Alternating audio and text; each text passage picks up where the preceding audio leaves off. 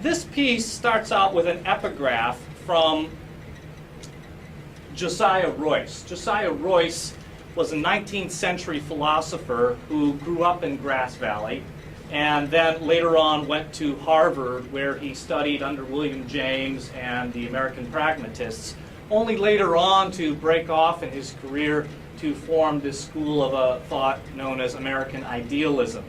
But before he got into that aspect of his career, he was commissioned to go back to Grass Valley and go back to the Sacramento area and write a history about the gold rush and the California character.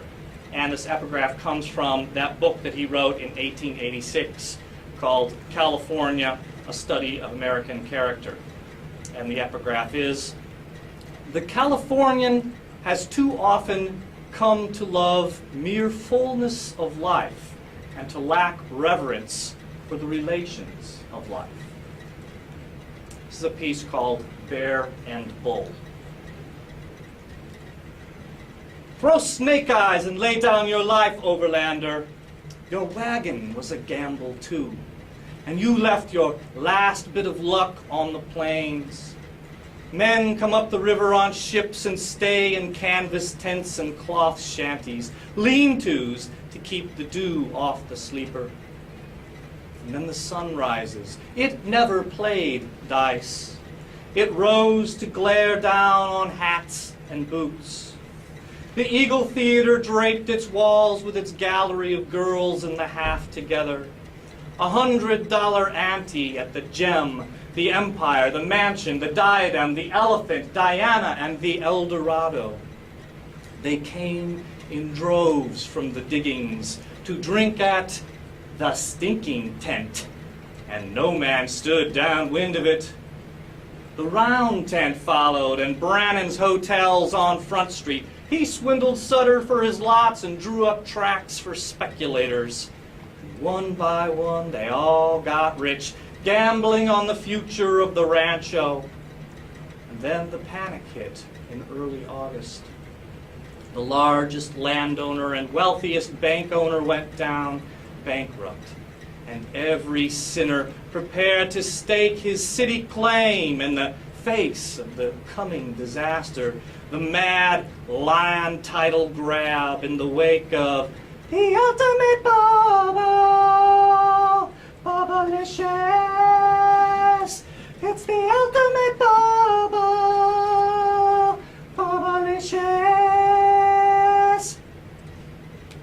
I am walking down the street, chewing my gum to the thrum of the street sweeper's engine as it kicks and sucks up the debris. The cups and cans are amassed with the wrappers and leaves. The stripped bolt lies dead at the curb, while a crushed cooler's styrofoam blows carelessly through two merging lanes. I can never catch up to it. It sails like Drake into the territory of the Miwok. He claims the land for England, naming it New Albion. But there have been others. Alta, Baja, Vieja, Nueva, the state of Desiree. And the one that sticks from a romance novel Cortez read, where Queen Califia, ruler of black Amazon women, lived among pearls and gold. The gold is burned into the rolling hills of grasses, into 49er songs about miners' justice, into the glint in the eye of the grizzly patrolling the flag. I watch it flutter above the courthouse, at the school, attached to the antenna of the forerunner, speeding up to get into the next lane before I do. Opportunity. The key is always getting there first. Setting up the rules for how the Sacramento Embarcadero should be divided. Establishing the Law and Order Party to counter the Settlers Association. The sheriff and a posse of 50 men tear down a squatter's cabin and threaten his life. The cabin is rebuilt on the eve of the riots. Then the head of the Settlers Association, and the sheriff lay dead. Everybody else wanted to get on with it. The way you climb those pale gray concrete stairs to your apartment and let the late afternoon heat lay waste to your senses, still dulled from the sloppy kiss of this urban wilderness. Josiah Royce, come tame this thing with your idealism and your pen. Come from your Grass Valley home and explain how the absolute can be derived from an infinite community of minds. Coming over land, up the river, on the train, through the airports, to chance a heartbeat at the union of these two rivers. I ride my bike past the confluence with my two sons on the trail along the American until we reach the Boy Scout camp and listen to the call of the wild turkeys. If we cross the bridge, we will come to the tents of the squatters.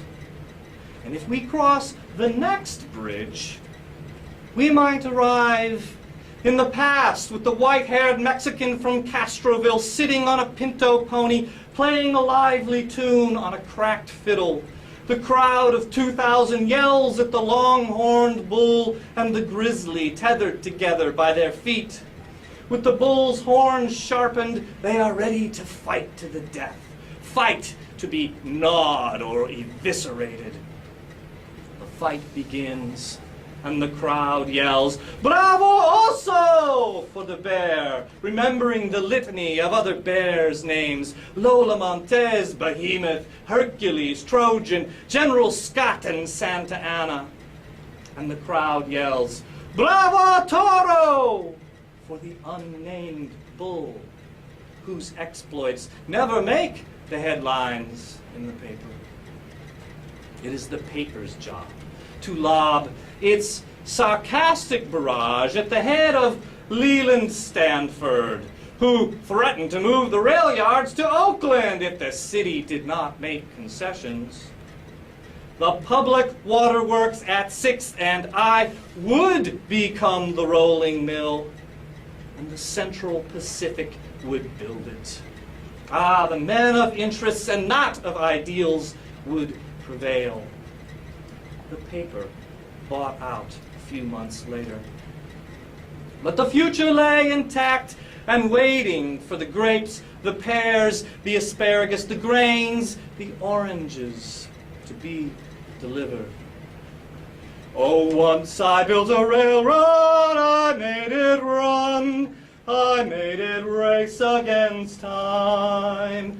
Oh, once I built a railroad, now it's done. Brother, can you spare a dime? My son sees a dime on the shrine for Gremlin, next to the tethered ribbons and flowers shattered by the wind.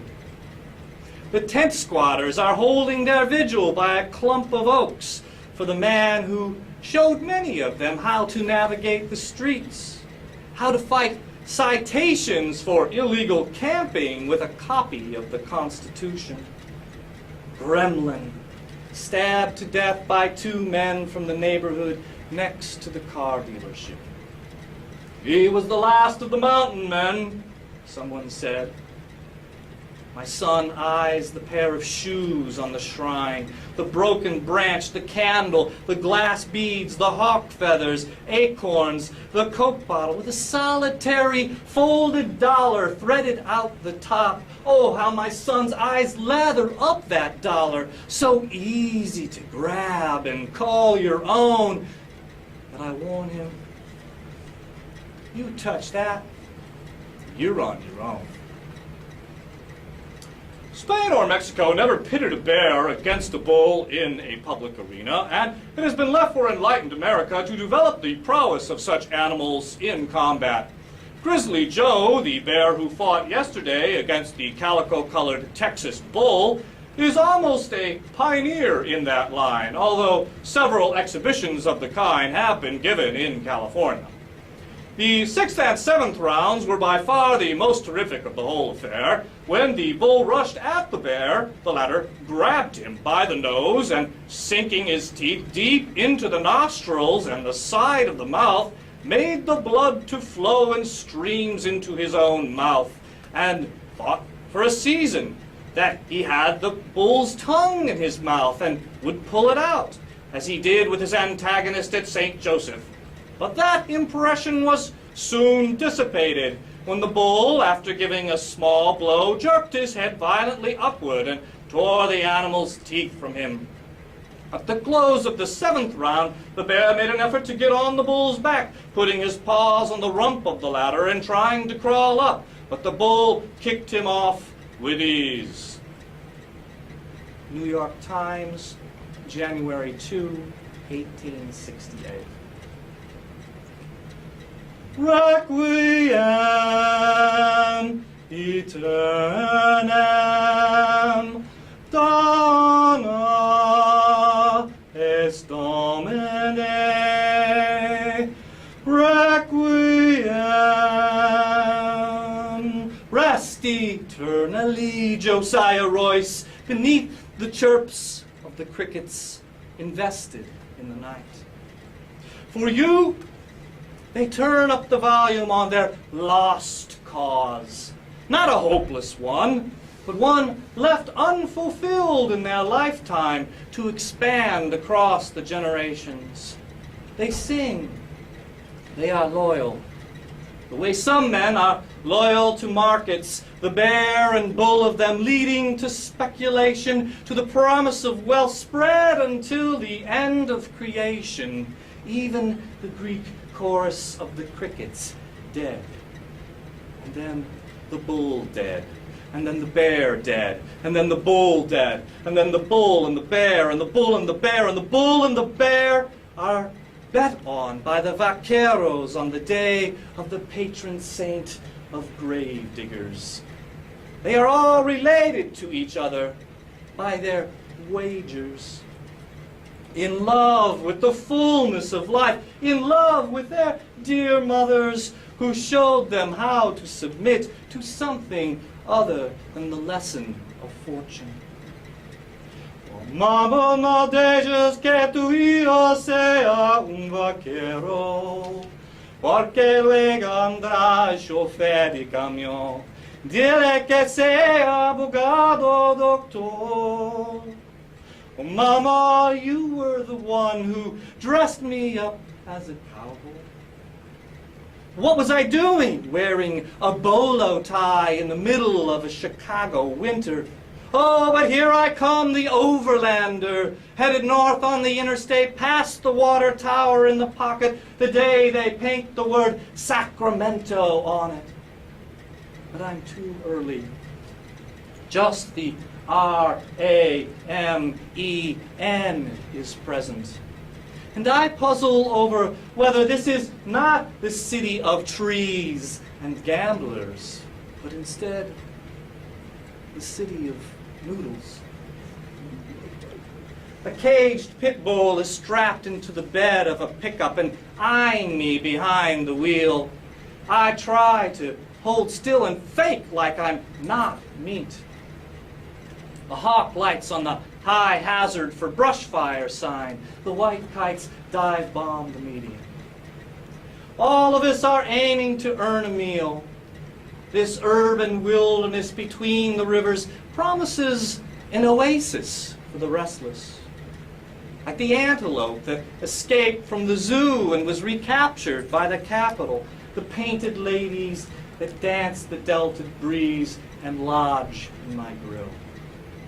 I am driving through the constant lookouts for unexpected luck. I'm sweeping past the debris. I am driving by the bank-owned homes for sale, dotting the streets of the neighborhoods. The house flippers have been released. Their bad loans are bones sticking out of the ground like arrowheads.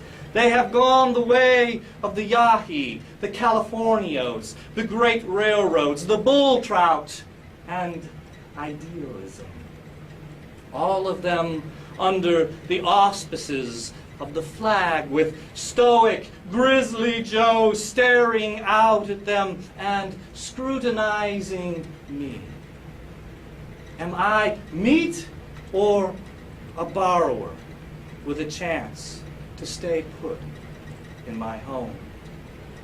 Oh, once I ran a hedge fund, I made the bets. Your debt is what kept it alive.